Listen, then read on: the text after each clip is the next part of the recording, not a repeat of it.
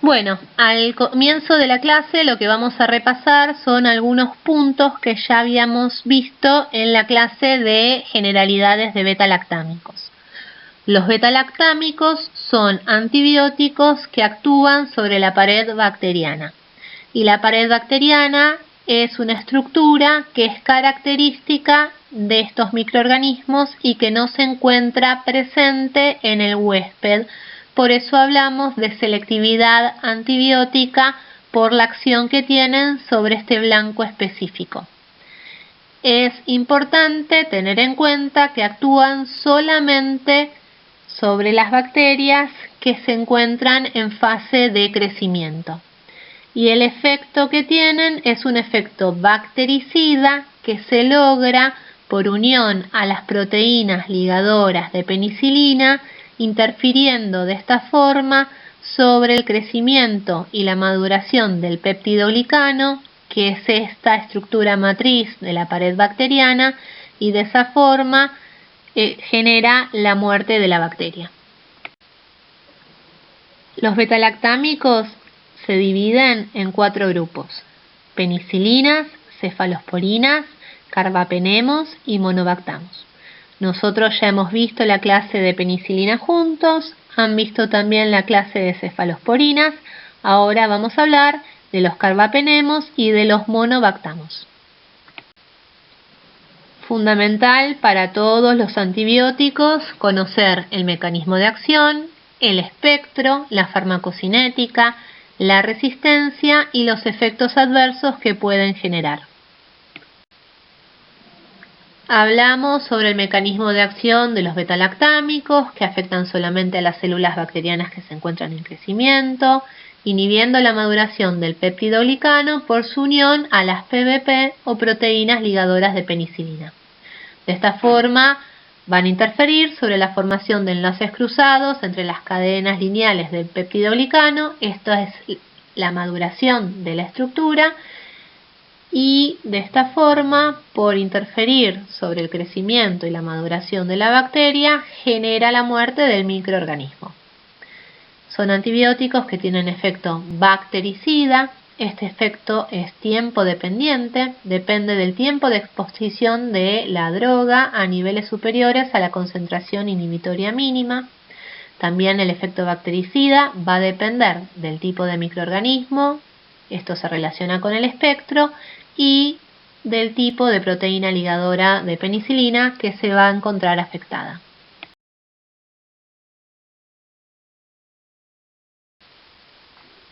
Como vimos anteriormente, el efecto de los antibióticos beta-lactámicos es bactericida sobre aquellas bacterias susceptibles que se encuentran en fase de crecimiento, y es tiempo dependiente. En aquellos microorganismos que tengan PBP susceptibles, se genera como principal mecanismo de acción la unión covalente del núcleo lactámico del antibiótico con la PBP, formando un complejo inactivo. Esto interfiere en la maduración del peptidoglicano con inhibición de la adecuada formación de la pared celular. Por otro lado, como mecanismo de acción secundario, se activan endolicinas que generan destrucción enzimática del peptidoglicano afectado. El evento final que ocurre por alteración en la síntesis y remodelación del peptidoglicano es la destrucción de la pared celular, que causa finalmente la muerte bacteriana. Recordamos también los mecanismos de resistencia que hacen que determinadas bacterias o cepas sean resistentes a los antibióticos betalactámicos, y dentro de los mecanismos de resistencia tenemos el surgimiento de las betalactamasas, el cambio en la selectividad de las proteínas ligadoras de penicilina que hacen que un antibiótico no pueda unirse a su sitio de acción, y la presencia de membrana externa bacteriana, que es más importante por ahí en el caso de los microorganismos que son gram negativos, donde la capa externa, la membrana externa es mayor. Para que un antibiótico llegue al interior de la bacteria, debe atravesar la membrana externa. Para poder atravesarla, lo hace a través de porinas selectivas o, en caso de ser drogas liposolubles, atraviesan directamente esta membrana. En el caso de los antibióticos beta-lactámicos, lo que remarcamos nuevamente es que no son drogas que sean liposolubles. Como vimos anteriormente, los antibióticos beta-lactámicos son drogas antibacterianas con un alto índice de seguridad porque actúan principalmente sobre un blanco terapéutico como la pared bacteriana que no se encuentra presente en el huésped. La presencia de beta-lactamasas por parte de las bacterias son el principal mecanismo de resistencia y un gran escollo en el tratamiento de los pacientes. Para poder resolver el problema de las cepas resistentes, secundarias a la presencia de beta-lactamasas, se idearon los inhibidores de las beta-lactamasas. Estas drogas tienen un efecto antibacteriano nulo, pero inhiben una amplia gama de beta-lactamasas, principalmente las que son codificadas por plásmidos.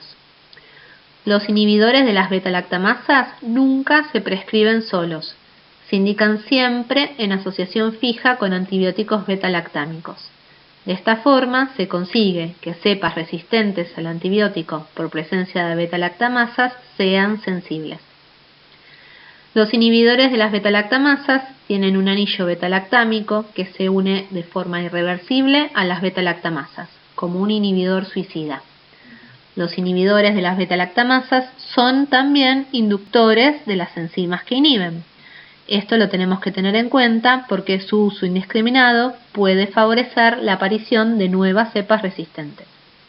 Los inhibidores de las beta-lactamasas son el sulbactam, el ácido clavulánico y el tazobactam. El sulbactam y el ácido clavulánico se asocian con aminopenicilinas y el tazobactam se asocia a la piperacilina. Los inhibidores de la beta-lactamasa no son inhibidores universales de las beta-lactamasas. Los antibióticos beta-lactámicos son drogas con un alto índice de seguridad, como vimos anteriormente, al actuar sobre estructuras que se encuentran presentes en la bacteria y no en el huésped. Pero su uso se puede asociar a efectos adversos que son muy severos. Los antibióticos beta-lactámicos están relacionados con reacciones de hipersensibilidad que pueden ser locales o generalizadas e incluyen shock anafiláctico, edema angioneurótico, dermatitis alérgicas y casos de nefritis intersticial. Los antibióticos beta-lactámicos pueden comportarse como aptenos y desencadenar reacciones de hipersensibilidad severas IgE dependientes. Lo que tengo que tener en cuenta es que existe hipersensibilidad cruzada entre los distintos antibióticos que forman parte de este grupo. Por eso va a ser muy importante documentar si un paciente es realmente alérgico o no a un antibiótico. Es muy frecuente que los pacientes cuando uno interroguen digan sí, soy alérgico a la penicilina, pero bueno, realmente hay que ver si esto es cierto o no, porque en ese caso tiene contraindicada el uso de cualquier otro antibiótico beta-lactámico, por esto de la reacción cruzada que puede existir y el riesgo de desarrollar potencialmente una reacción de hipersensibilidad grave. También hay que tener presente que muchas veces un cuadro febril de origen viral, medicado empíricamente con antibióticos, sobre todo beta-lactámicos, puede asociarse durante su evolución a un rash en piel y por error a ese paciente se lo rotula como alérgico a los beta-lactámicos. Existen pruebas diagnósticas y también tratamientos de desensibilización que se realizan con kits especiales. Se sugiere que estas pruebas diagnósticas se efectúen en el ámbito hospitalario y sobre todo que las pruebas de desensibilización se lleven a cabo en un área con cuidados adecuados, preferentemente terapia, por si se llega a presentar un shock anafiláctico o un edema angioneurótico. Otros efectos adversos por ahí son raros y no son muy frecuentes, pero como el uso de los beta-lactámicos sí es frecuente, por ahí podemos verlos en la práctica diaria. Puede ocurrir granulocitopenia, la causa no es conocida. Los antibióticos beta-lactámicos que se usan en forma parenteral se administran como sales sódicas o sales potásicas y en pacientes con alteraciones en la función renal o alteraciones del medio interno se puede observar hipernatremia o hipercalemia. Esto tengo que tenerlo presente. Lo otro que puede ocurrir en antibióticos que se administran por vía intramuscular es irritación local con mucho dolor. Puede haber lesión a nivel de las fibras musculares y esto reflejarse con un aumento de la GOT, de la CPK y la LDH. Hay preparados para administrar en forma intramuscular que ya vienen con un solvente como lidocaína, un anestésico local. Tengo que tener muy presente que este tipo de presentación nunca la voy a poder dar en forma endovenosa. Los antibióticos betalactámicos tienen bajo riesgo fetal y la otra cosa que tengo que tener presente es que, en pacientes que por ahí deben recibir varios antibióticos al mismo tiempo, betalactámicos y aminoglucósidos, nunca debo preparar ambos antibióticos en la misma jeringa para su administración, ni en el mismo frasco, ni en la misma bolsa de diálisis peritoneal, porque los aminoglucósidos pierden actividad cuando uno los asocia de esa forma. Los carbapenemos son antibióticos betalactámicos en los cuales una pirrolina reemplaza al anillo tiazolidínico. El imipenem es un antibiótico que deriva de la Streptomyces cattleya y este derivado se denomina tienamicina. Es efectivo frente a un gran número de bacterias. Inicialmente se vio que era rápidamente degradado por la dehidropeptidasa 1, que es una dipeptidasa que se encuentra en las microvellosidades del túbulo contorneado proximal del riñón. Para que pudieran alcanzar concentraciones terapéuticas en orina, se combinó el antibiótico con un inhibidor de la dihidropeptidasa 1, que se llama cilastatina. Además, el imipenem resulta nefrotóxico cuando se administra en forma aislada, pero esta toxicidad se reduce notablemente cuando se lo asocia a la cilastatina. La cilastatina compite con el antibiótico por el transporte tubular de ácidos orgánicos, impidiendo que alcance dentro de la célula concentraciones que puedan causar toxicidad. Por este motivo, se utiliza una asociación fija entre el imipenem y la cilastatina. Veremos un esquema que habla sobre esto mismo en la diapositiva siguiente. En este gráfico, tal como lo explicamos anteriormente, vemos la relación entre el imipenem y la cistatina y cómo actúan a nivel renal. Bueno, por lo que vimos anteriormente, se utiliza siempre una asociación fija entre el imipenem y la cilastatina. Los carbapenemos se unen a las proteínas ligadoras de penicilina e interfieren en la síntesis y la maduración de la pared bacteriana, causando la muerte de los microorganismos susceptibles, como ocurre con el resto de los antibióticos betalactámicos. No se absorbe por vía oral y se administra en forma parenteral. Su unión proteica es menor al 35%. Como dijimos anteriormente, la eliminación se produce por filtrado glomerular con hidrolización a nivel tubular por la dihidropeptidasa 1 y al administrarse junto a la cistatina esto no ocurre y se alcanza un 70% de droga activa en orina, muy útil para el tratamiento de infecciones urinarias. Como efectos adversos, además de los comunes a los betalactámicos, es más frecuente la presencia de náuseas y vómitos. También puede observarse casos de convulsiones en pacientes con falla renal o compromiso neurológico previo. Es importante ajustar la droga según el clearance de creatinina. Con respecto a las interacciones, al inducir otras betalactamasas pueden disminuir la eficacia de otros antibióticos betalactámicos.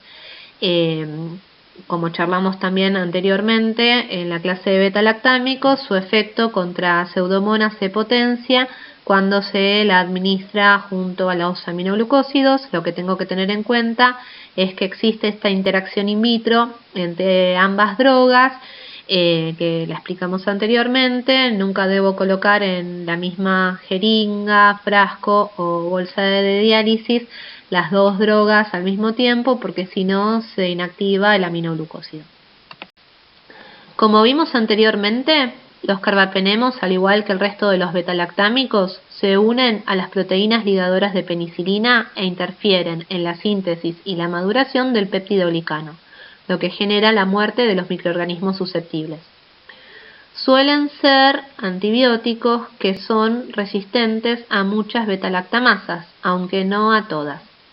En cuanto a su espectro, que lo vemos a continuación en la tabla, con los cocos gram positivos aerobios, los estreptococos están incluidos en el espectro y son muy sensibles, al igual que los neumococos. Tienen una sensibilidad similar en este punto a las aminopenicilinas. Los neumococos que son resistentes a las aminopenicilinas también suelen serlo al imipenem. Después, con respecto a los enterococos, suelen ser resistentes, y los estafilococos son sensibles, salvo el estafilococo meticilino resistente, que está fuera de su espectro. Con respecto a los bacilos gram positivos aerobios, las listerias son sensibles, aunque hay algunas que puedan presentar tolerancia. Los cocos gram negativos aerobios, como la Neisseria meningitidis y la Neisseria gonorrhea, están dentro de su espectro. Los bacilos gram negativos aerobios o anaerobios facultativos, la Haemophilus influenzae, tiene igual sensibilidad que la que presentan frente a las aminopenicilinas. Son antibióticos que son activos frente a las enterobacterias. Son eficaces contra la Escherichia coli, la Klebsiella, la Salmonella, la Shigella, el Citrobacter, la Yersinia, la Serratia y también el Proteus. Las pseudomonas están dentro de su espectro, aunque existen algunas cepas resistentes. El efecto postantibiótico frente a las bacterias gram negativas es de 2 horas. Con respecto a las bacterias anaerobias, son muy susceptibles. Es un antibiótico que es eficaz frente al Bacteroides fragilis, y si bien el Clostridium difficile también es susceptible, se necesitan concentraciones más altas. Las indicaciones se desprenden del espectro, siendo altamente efectiva contra las bacterias susceptibles. Es un antibiótico muy eficaz y se debe reservar su uso para infecciones graves, por el potencial riesgo de generar resistencia y porque muchas veces, si hay resistencia al imipenem, ya no tenemos otra alternativa antibiótica para ofrecer. Es efectivo para infecciones urinarias, infecciones intraabdominales, infecciones de hueso, articulaciones y partes blandas, meningitis, infecciones en piel, infecciones respiratorias y también infecciones ginecológicas. El meropenem es un derivado sintético dimetilcarbamil pirrolidínico de la tianamicina. Su efecto es bactericida, se administra en forma parenteral, es muy eficaz in vitro contra la mayoría de las bacterias aerobias y anaerobias.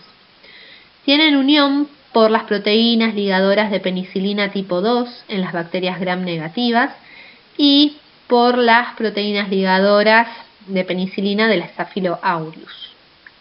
Es un poco menos efectiva respecto al imipenem frente al estáfilo y el enterococo, pero el meropenem es más potente frente a la pseudomonas, las enterobacterias y el Haemophilus influenzae. Hay resistencia por parte del estafilococo meticilino resistente y por parte del enterococo. Alcanza concentraciones efectivas en todos los tejidos, incluido sistema nervioso central y válvulas cardíacas. También tienen concentración en macrófagos, lo que aumenta la eliminación intracelular del estafilococo. Tiene metabolismo y eliminación renal. A diferencia del imipenem, el meropenem no es degradado por la dehidropeptidasa 1, por lo cual no precisa asociarse a la cilastatina. Con respecto a las interacciones, hay que recordar que es un fuerte inductor a la formación de beta-lactamasas, que puede disminuir la eficacia de los otros antibióticos beta-lactámicos y este efecto de potenciación que tiene frente a la pseudomona cuando se la asocia con un aminoglucósido. Con respecto a los efectos adversos, además de los comunes a los antibióticos beta-lactámicos que vimos anteriormente, genera con mayor frecuencia náuseas y vómitos. También se asocia a trombocitosis, eosinofilia y alteraciones del hepatograma. Las indicaciones se desprenden de su espectro y tengo que tener en cuenta, al igual que el imipenem, de tratar de reservar su uso para infecciones graves que realmente lo justifiquen.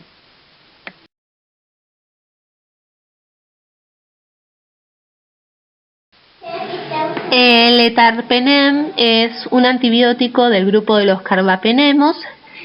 Como característica es un 1-beta-metilcarbapenemos y es estable a las dihidropeptidasas que se encuentran en el riñón, por lo cual no necesita la administración conjunta con cilastatina como inhibidor.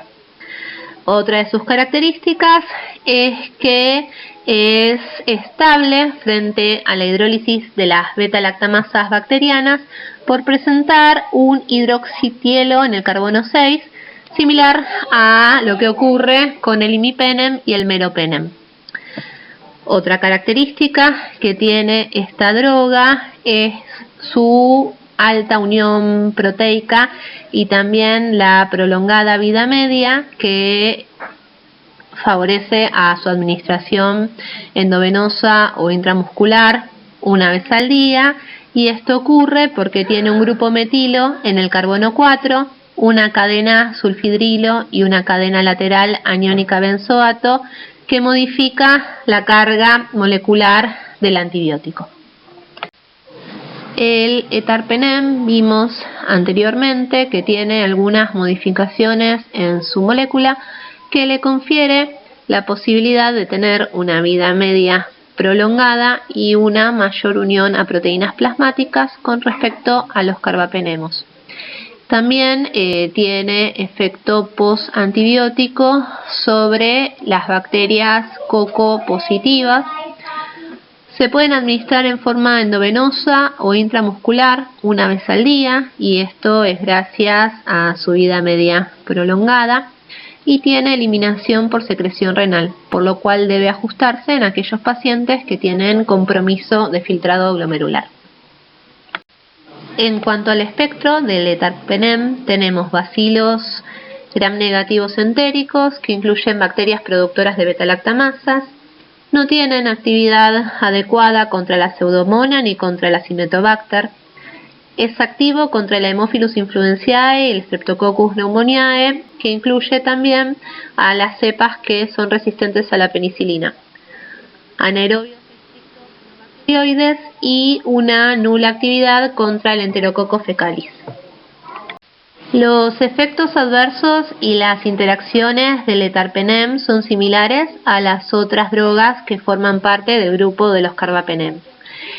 En cuanto a las indicaciones, se reserva su uso para infecciones intraabdominales complicadas, infecciones complicadas de piel y tejidos blandos, que incluye también el pie diabético infectado, infecciones urinarias complicadas, infecciones pélvicas agudas y neumonías adquiridas en la comunidad que tenga una evolución errática con el tratamiento antibiótico habitual. Los monobactamos son antibióticos beta-lactámicos que no tienen conjugado su grupo beta-lactámico a ningún otro grupo. Dentro de los monobactamos tenemos al Astrionan. El mecanismo de acción es igual al resto de los antibióticos que forman parte del grupo de los beta-lactámicos. Se unen a las proteínas ligadoras de penicilina e interfieren con la maduración y el crecimiento del peptidoglicano, generando la muerte de la bacteria. Tienen efecto bactericida. Lo que es particular de este grupo, estos antibióticos son inactivos contra bacterias gram positivas y bacterias anaerobias. Tienen resistencia a la mayoría de las beta-lactamasas producidas por bacterias gram negativas, y su espectro es similar al espectro de los aminoglucósidos, bacterias gram negativas aerobias. Como vimos anteriormente, los monobactamos característicamente son inactivos contra bacterias gram positivas y bacterias anaerobias, y tienen resistencia frente a las beta-lactamasas de las bacterias gram negativas. Su espectro es similar al espectro que presentan los aminoglucósidos y es limitado, actúan frente a bacterias gram negativas aerobias y anaerobias facultativas. Es efectiva contra cocos gram negativos aerobios como la Neisseria meningitidis y la Neisseria gonorrhoeae. Bacilos gram negativos o anaerobios facultativos que están dentro de su espectro incluyen enterobacterias como la Escherichia coli, la Klebsiella pneumoniae, el Proteus, la Morganella y la Providencia. El Haemophilus influenzae también es muy susceptible y hay un alto número de cepas resistentes dentro de los Citrobacter y Enterobacter. Son drogas efectivas contra la Pseudomonas, tienen una potencia inferior al imipenem y su efecto es más similar al que presenta la ceftazidima. El Astronan es una droga que se administra en forma endovenosa o intramuscular, no teniendo biodisponibilidad por vía oral. La eliminación de esta droga ocurre por filtrado glomerular y va a estar alterada en caso de compromiso renal. Hay altas concentraciones de droga activa en orina. Atraviesan meninges inflamadas y tiene pobre pasaje a placenta y a leche materna. Los efectos adversos son similares a los presentados por el resto de los beta-lactámicos, pero podrían ser bien tolerados en pacientes con hipersensibilidad a otros beta-lactámicos por su baja incidencia de reacciones inmunomediadas, y esto resulta importante.